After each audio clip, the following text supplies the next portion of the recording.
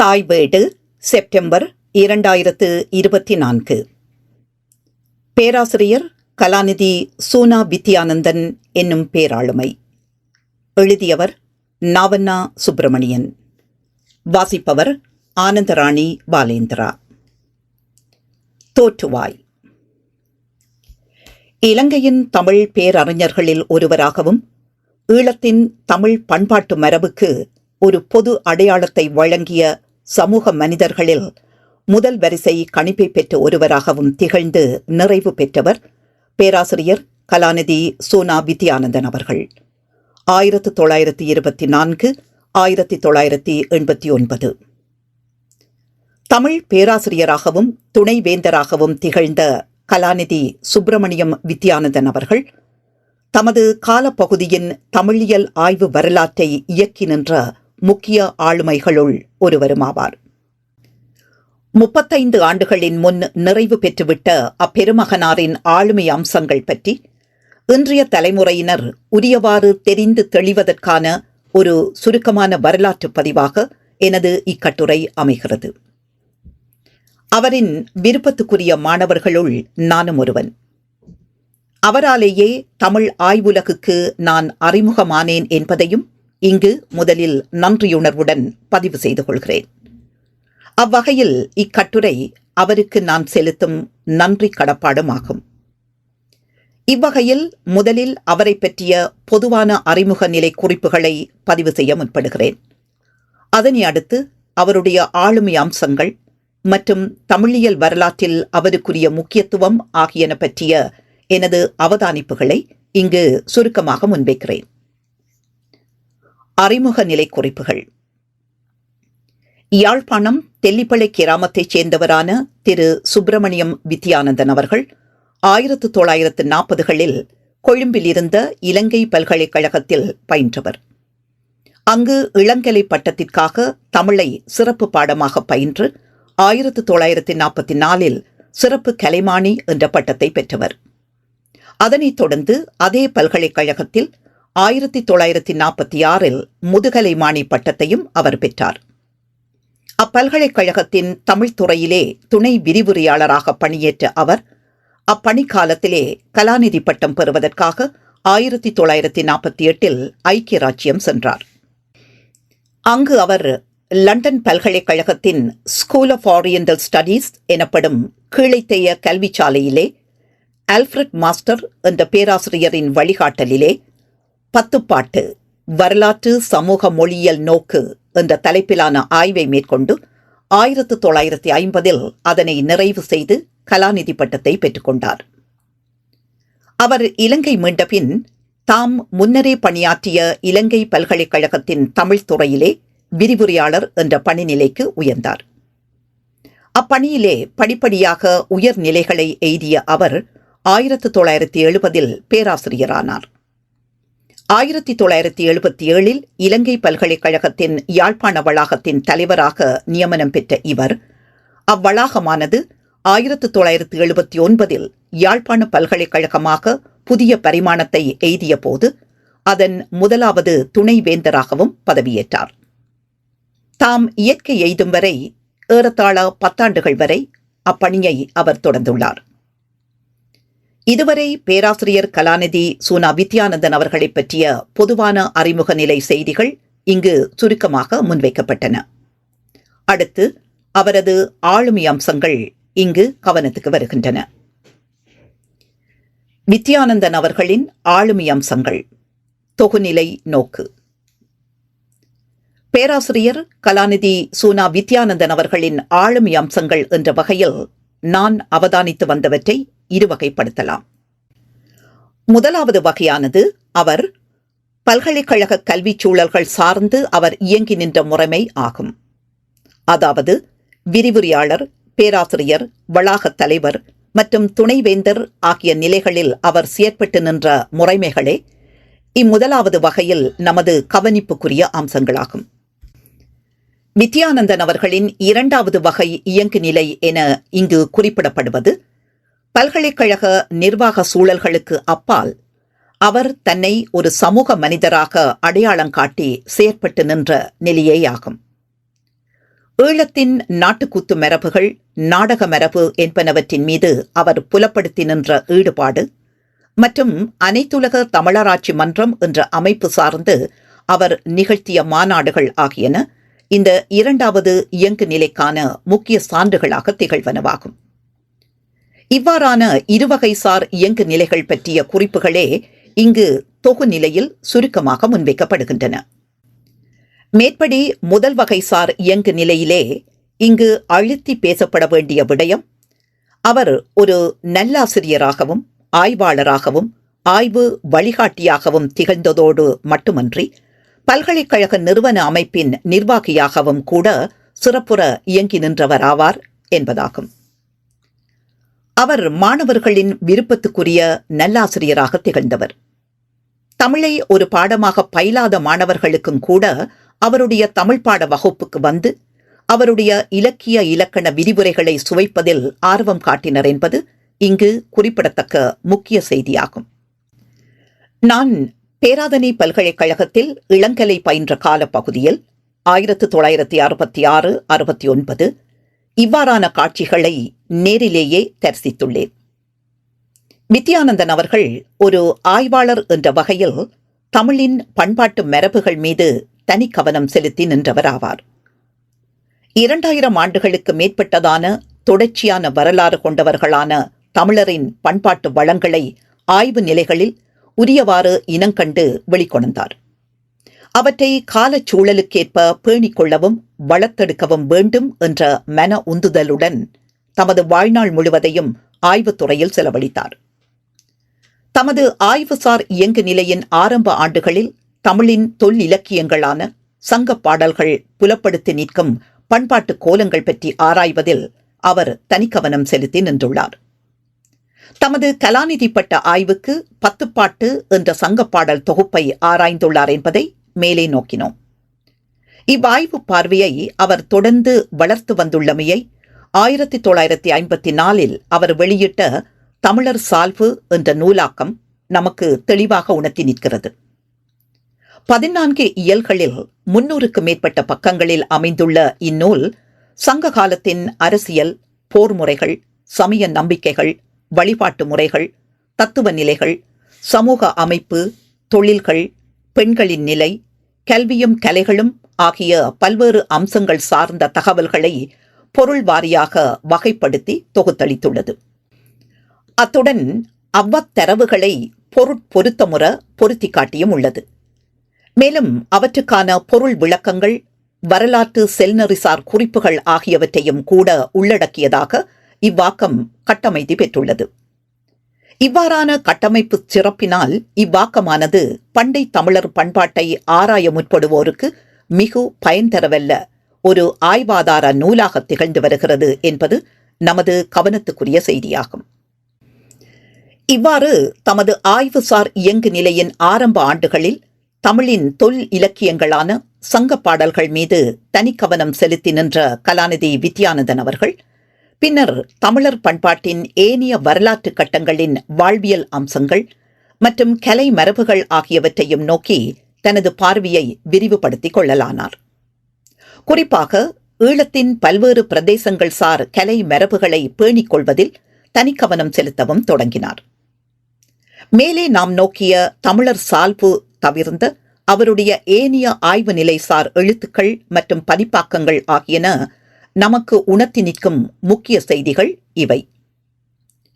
இவரின் ஏனைய ஆய்வு நிலை எழுத்துக்கள் இலக்கியத் தென்றல் 1953, கலையும் பண்பும் 1961, தமிழியல் சிந்தனைகள் 1979, வித்யானந்தம் 1984 ஆகிய தலைப்புகளில் நூல் வடிவம் எய்தியுள்ளன.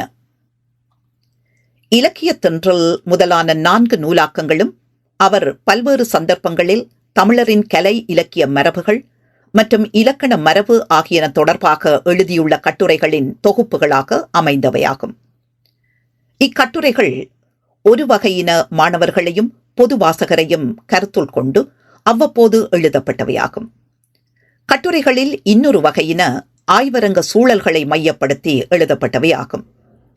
இவற்றுள் இலக்கியத் தென்றல் என்ற தொகுப்பானது தமிழர் சால்பு நூலுக்கு முன்பாக 1953 வெளிவந்ததாகும்.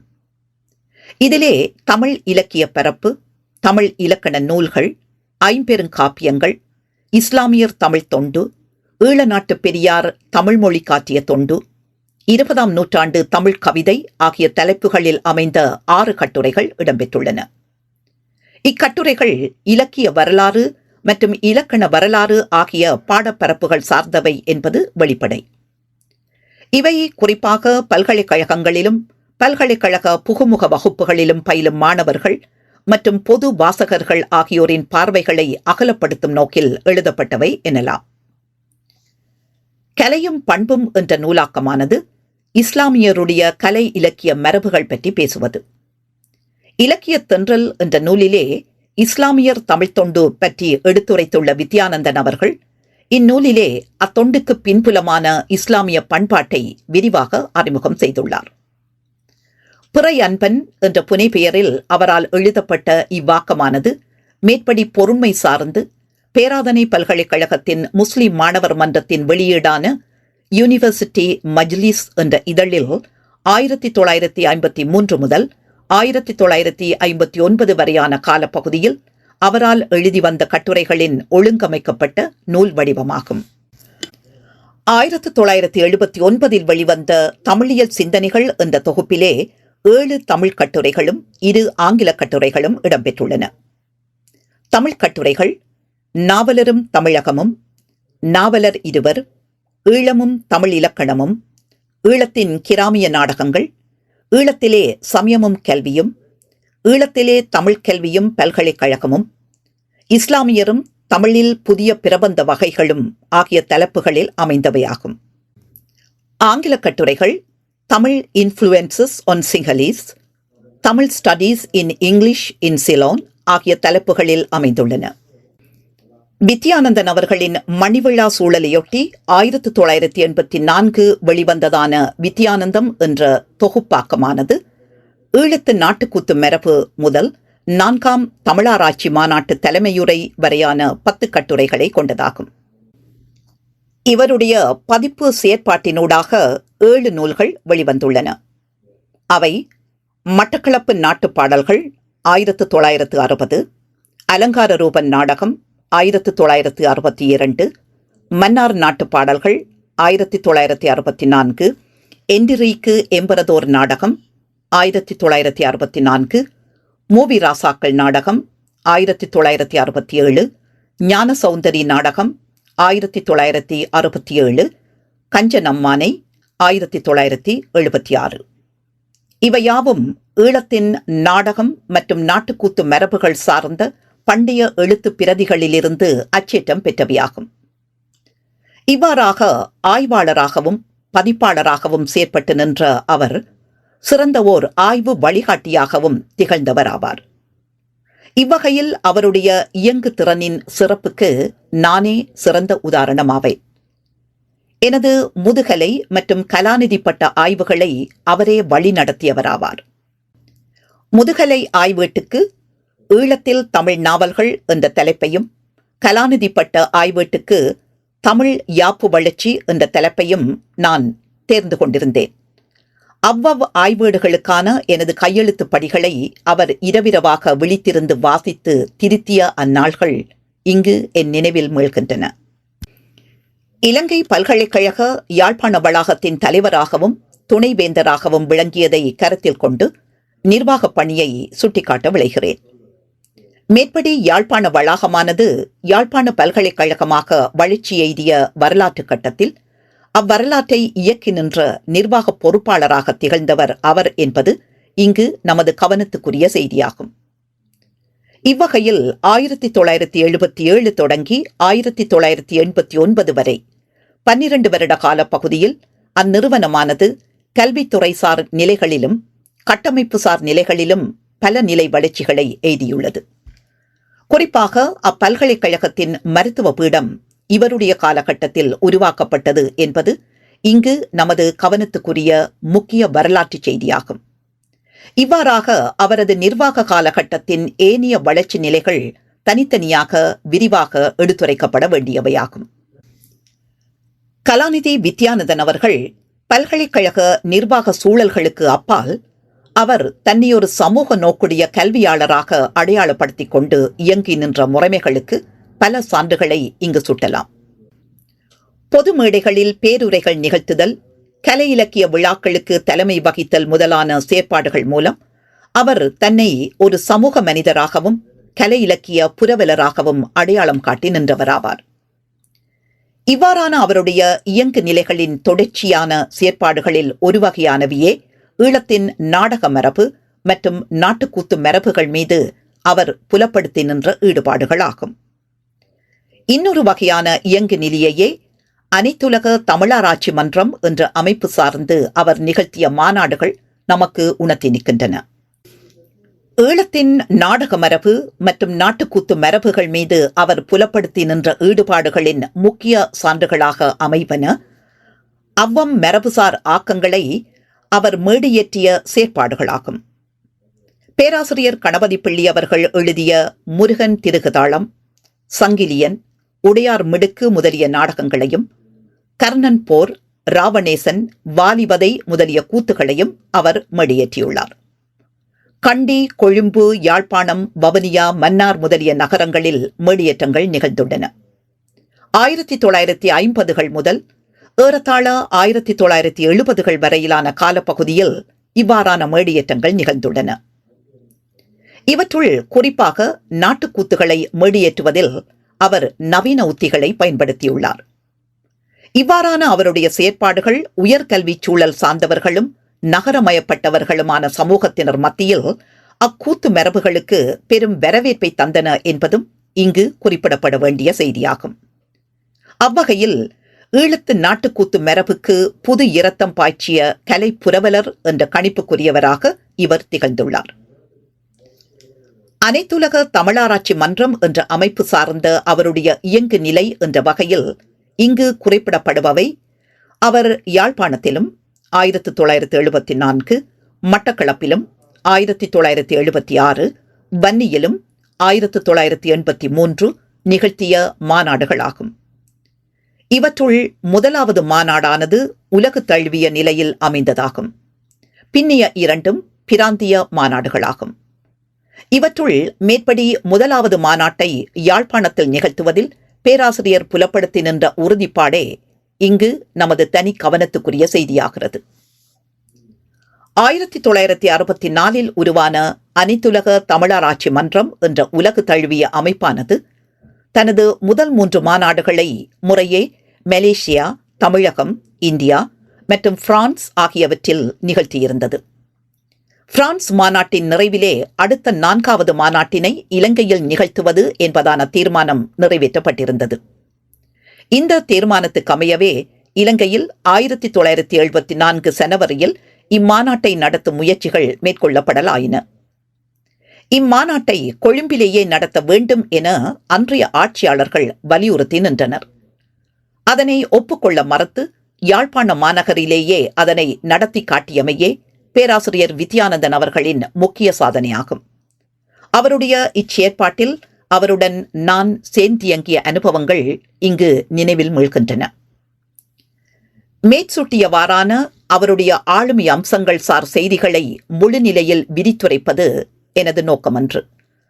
அது இத்தகு கட்டுரையில் சாத்தியமும் அன்று. இவ்வாறான அவருடைய ஆளுமை அம்சங்களுக்கு உந்து சக்தியாக அமைந்த உணர்வு நிலை மற்றும் தமிழியல் ஆய்வின் வரலாற்றில் இவை பெறக்கூடிய முக்கியத்துவம் ஆகியனவே கவனத்துக்குரியவாகின்றன. முதலில் உந்து சக்தியாக அமைந்த உணர்வு நிலை பற்றி நோக்குவோம். உந்து சக்தியாக அமைந்த உணர்வு நிலையும் அதன் வரலாற்று பின்புலமும். இவ்வாறான அவருடைய உணர்வு நிலையை தமிழ் உணர்வு எனவும் வழங்குவர். அவரிடம் நிலவிய இத்தமிழ் உணர்வை உரியவாறு புரிந்து கொள்வதற்கு அவருடைய காலகட்ட தமிழியல் ஆய்வுச் சூழல்கள் மற்றும் அரசியல் சூழல்கள் பற்றியும் அவற்றுடன் அவர் சார்ந்தியங்கிய முறைமையையும் நாம் இங்கு கவனத்துள் கொள்ள வேண்டியது அவசியமாகிறது. தமிழ்நாட்டிலும் ஈழத்திலும் தமிழ் உணர்வு முனைப்பாக வெளிப்படத் தொடங்கிய காலகட்டத்திலேயே 1940-50களிலேயே வித்யானந்தன் அவர்கள் தமிழை சிறப்பு பாடமாக பயின்று பல்கலைக்கழக ஆசிரிய பணியில் அடிபதித்து தனது ஆளுமை அம்சங்களை வளர்த்து வந்தவர் என்பது இங்கு நமது முதல் கவனத்துக்குரிய செய்தியாகிறது. தமிழக கல்வியாளர்கள் பலரும் தமிழ் மொழியின் தொன்மை மற்றும் பண்பாட்டு தனித்தன்மை ஆகியவற்றை ஆதாரங்களுடன் நிறுவும் நோக்கிலான ஆய்வுகளில் தனிக்கவனம் செலுத்தி வந்த காலம் அது. அவர்களுள் ஒரு சாரார் அக்காலகட்டத்தின் சமூக இயக்கங்களாக உருப்பெற்று வளர்ச்சியடைந்து வந்தவையான தனித்தமிழ் இயக்கம், திராவிட இயக்கம் முதலானவற்றுடன் இணைந்து செயற்பட்டு நின்றவர்கள் என்பதும் இங்கு நினைவில் இருத்த வேண்டிய செய்தியாகிறது. இவ்வாறான வரலாற்றுச் சூழல் ஈழத்தின் தமிழ் கல்வியாளரான வித்யானந்தன் என்ற இளைஞரின் சிந்தனையிலும் செயற்பாங்குகளிலும் பெரும் செல்வாக்கு செலுத்தியது. ஈழத்திலே அக்காலகட்டத்திலே பௌத்த சிங்கள பேரினவாதத்துக்கு எதிராக தமிழர் அரசியல் தளத்தில் எழுச்சியுறத் தொடங்கியிருந்தனர் என்பது நாம் அறிந்த செய்தியேயாம். அவ்வாறான எழுச்சியை மொழி, இலக்கியம், கலைகள் முதலான பண்பாட்டு தளங்களை நோக்கியும் அகலப்படுத்தி வளர்த்தெடுப்பது தமது கடமை என அவர் உணர்ந்தார். அந்நிலையில் தமிழகத்தில் சமகாலத்தில் உருவாகி வளர்ந்த மேற்சுட்டிய வகையான தமிழ் உணர்வுசார் கருத்துக்களை தமது எழுத்துகளிலும் மேடை பேச்சுகளிலும் வெளிப்படுத்தி வந்துள்ளார். வித்யானந்தன் அவர்கள் ஒரு தமிழ் உணர்வாளராக எய்தி வந்த ஆளுமை வளர்ச்சியின் பின்புல அம்சங்கள் இவையே. தமிழியல் வரலாற்றில் பேராசிரியர் வித்யானந்தன் அவர்களுக்கான இடம். இவ்விடயமானது ஒரு தனிக்கட்டுரையாக எழுதப்பட வேண்டிய விரிவான பொருட்பரப்புடையதாகும். இப்பொருட்பரப்பில் முக்கியமானவையாக கருதப்படும் இரு விடயங்கள் மட்டுமே இங்கு சுருக்கமாக சுட்டப்பட உள்ளன. இவற்றுள் ஒன்று அவருடைய தமிழர் சால்பு என்ற ஆய்வு நூலின் வரலாற்று முக்கியத்துவம் பற்றியது. இன்னொன்று அவர் இஸ்லாமிய பண்பாட்டில் கொண்டிருந்த ஈடுபாடு பற்றியதாகும். அவற்றை அடுத்து பேராசிரியர் வித்யானந்தன் அவர்களின் மாணவர்களுள் முதல் வரிசை கணிப்புக்குரியவர்களில் ஒருவரான பேராசிரியர் காவண்ணா சிவத்தம்பி அவர்கள் பேராசிரியர் வித்யானந்தன் அவர்களை பற்றி முன்வைத்துள்ள முக்கிய மதிப்பீட்டு குறிப்புகள் சில இங்கு கவனத்துக்கு இட்டு வரப்பட உள்ளன. தமிழர் சால்பு என்ற ஆய்வு நூல் தொடர்பாக 10 பாட்டு வரலாற்று சமூக மொழியியல் நோக்கு என்ற தலைப்பிலான அவருடைய கலாநிதி பட்ட ஆய்வும், அதனைத் தொடர்ந்து அவர் எழுதியதான தமிழர் சால்பு நூலும் சங்ககாலம் தொடர்பான அவருடைய கவன குவிப்பின் முக்கிய அடையாளங்களாக திகழ்வனவாகும். இந்நூலாக்கத்தில் அவரை உந்தி நின்ற தமிழ் உணர்வு என்ற அம்சம் தொடர்பாக, குறிப்பாக அந்நூலின் தலைப்பில் அமைந்த சால்பு என்ற சொல்லாட்சி தொடர்பாக அவருடைய மாணவர்களில் ஒருவரான பேராசிரியர் ஆவண்ணா வேலுப்பிள்ளை அவர்கள் முன்வைத்துள்ள ஒரு அவதானிப்பு இங்கு பதிவு பெற வேண்டிய முக்கியத்துவம் உடையதாகும். சால்பு என்ற பெயரிலே கூட தனிச்சிறப்பு உண்டு.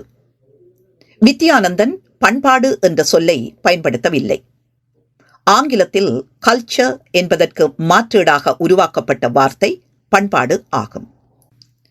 வித்யானந்தன் ஆய்வு செய்த காலத்திலே தமிழ் பண்பாடு என்றால் சைவ பண்பாடு அல்லது இந்து பண்பாடு என்ற குறுகிய பொருளும் வழங்கியது.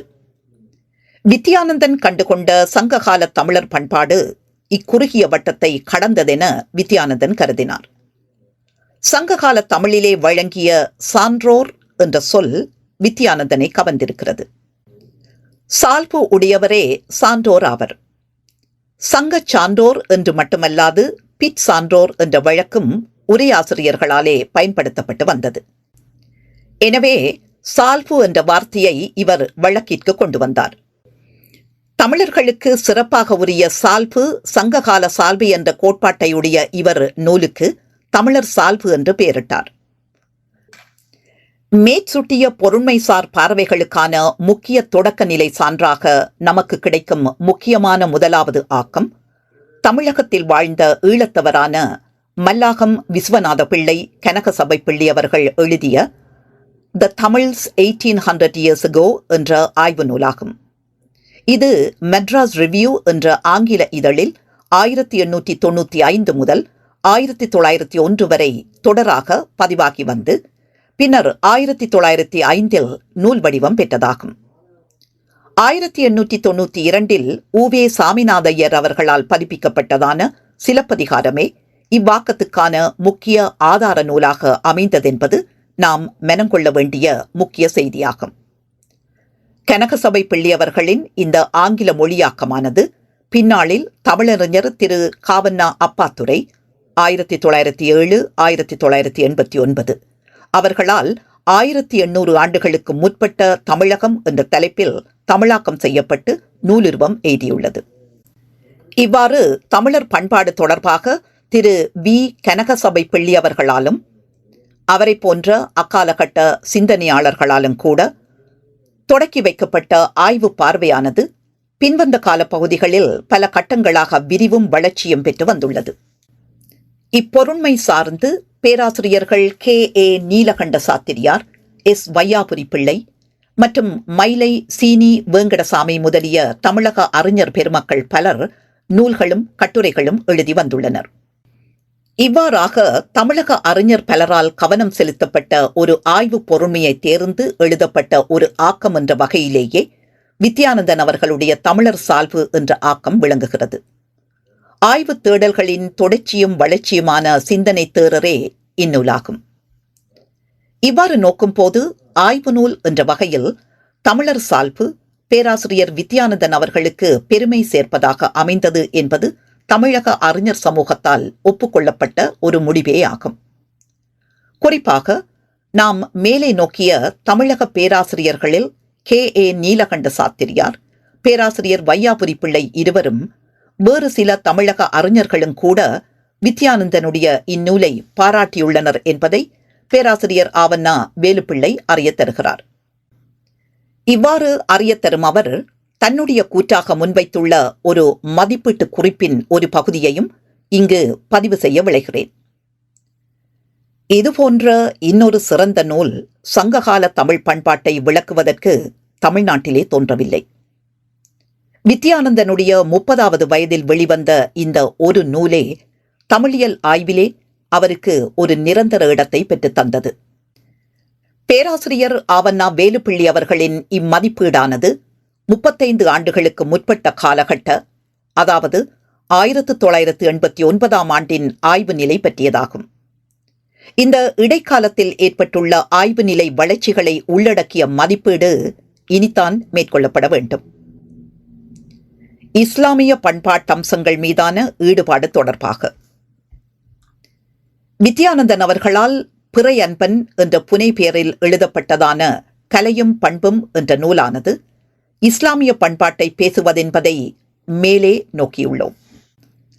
தமிழரின் பண்பாட்டு மரபு பற்றிய பார்வையை இந்து பண்பாடு என்ற பொது எல்லைக்கு அப்பால் அகலப்படுத்திச் சென்றுள்ள ஒரு ஆக்கம் இது என்பது வெளிப்படை. அவ்வகையில் இது வித்யானந்தனின் மனவிரிவை தெளிவாகவே அடையாளம் காட்டும் முக்கிய சான்றாக கொள்ளற்கரியதாகும். இந்நூலின் உருவாக்க பின்புலம் தொடர்பானதாக இங்கு குறிப்பிடப்பட வேண்டிய வரலாற்றுச் செய்தி பேராசிரியர் மு. உவைஸ் அவர்களுடன் வித்யானந்தன் அவர்கள் கொண்டிருந்த புலமைசார் நெருக்கமாகும். ஜனாப் மு. உவைஸ் அவர்கள் இலங்கை பல்கலைக்கழகத்திலே முஸ்லிம்கள் தமிழுக்காற்றிய தொண்டு என்ற தலைப்பில் தமிழ் முதுகலை ஆய்வை மேற்கொண்டிருந்த காலப்பகுதியில் 1950களின் ஆரம்பத்தில் அவ்வாய்வுக்கு ஆலோசனை வழங்கும் வாய்ப்பு வித்யானந்தன் அவர்களுக்கு கிடைத்தது. இதுவே அவ்விருவருக்கும் இடையிலான புலமைசார் நெருக்கமாகும். இந்நெருக்கமே வித்யானந்தன் அவர்களுக்கு பிறையன்பன் என்ற அடையாளத்தையும் தந்தது. இது பற்றிய விரிவான குறிப்பொன்றை பேராசிரியர் ஆனா சண்முகதாஸ் அவர்கள் பேராசிரியர் சுனா வித்யானந்தன் என்ற நூலிலே பதிவு செய்துள்ளார். பேராசிரியர் காவண்ணா சிவத்தம்பி அவர்கள் முன்வைத்துள்ள மதிப்பீட்டு குறிப்புகள் ஈழத்து தமிழ் பேசும் மக்கள் சகலரையும் உள்ளடக்கும் வகையிலும் பிரதிநிதித்துவப்படுத்தும் வகையிலும் அமையும் பண்பாட்டு கோலத்தை விவரிப்பதும், அந்த விவரண அடிப்படையில் ஈழத்து தமிழ் பண்பாட்டுக்கு ஒரு மீள் வரைவிலக்கணம் வழங்குவதுமே வித்யானந்தன் அவர்களின் பணிகளின் உட்கடையாகும். சைவம், கிறிஸ்தவம், இஸ்லாம் ஆகிய 3 மதங்களும் ஈழத்து தமிழிலக்கியத்தினை வளம்படுத்தியதை ஏற்றுக்கொண்டு அக்கருத்தை பரப்பியதன் மூலம் ஈழத்து தமிழிலக்கிய பண்பாட்டினை ஒரு விரிந்த கருதுகோளாக்கினார். இதே போன்ற முக்கியத்துவமுடைய இன்னொரு பண்பாட்டு அகற்சி இலக்கியம் பற்றியதாகும். உயர் இலக்கியங்களையே உண்மையான இலக்கியங்களாக கருதி வந்த ஒரு பண்பாட்டு வட்டத்தினுள் எழுதா கிளவியான நாட்டுப்பாடலையும் நமது இலக்கிய பாரம்பரியத்தின் பிரிக்க முடியாத அங்கமாக கொண்டாடியோருள் வித்யானந்தனும் முக்கியமானவர். பேராசிரியர் காவண்ணா சிவத்தம்பி அவர்களின் இம்மதிப்பீட்டு குறிப்புகளுடன் இக்கட்டுரை நிறைவுக்கு வருகிறது. பேராசிரியர் சோனா வித்யானந்தன் அவர்களின் அவருடைய 100வது ஆண்டு நினைவாக கலாநிதி திருநாவுக்கரசு சண்முகநாதன் என்பவரால் பல்கலை தமிழ் பெருநிதியம் என்ற மலரொன்று வெளியிடப்பட்டுள்ளது என்ற தகவலையும் இந்நிறைவு பகுதியில் முன்வைக்கின்றேன். நன்றி.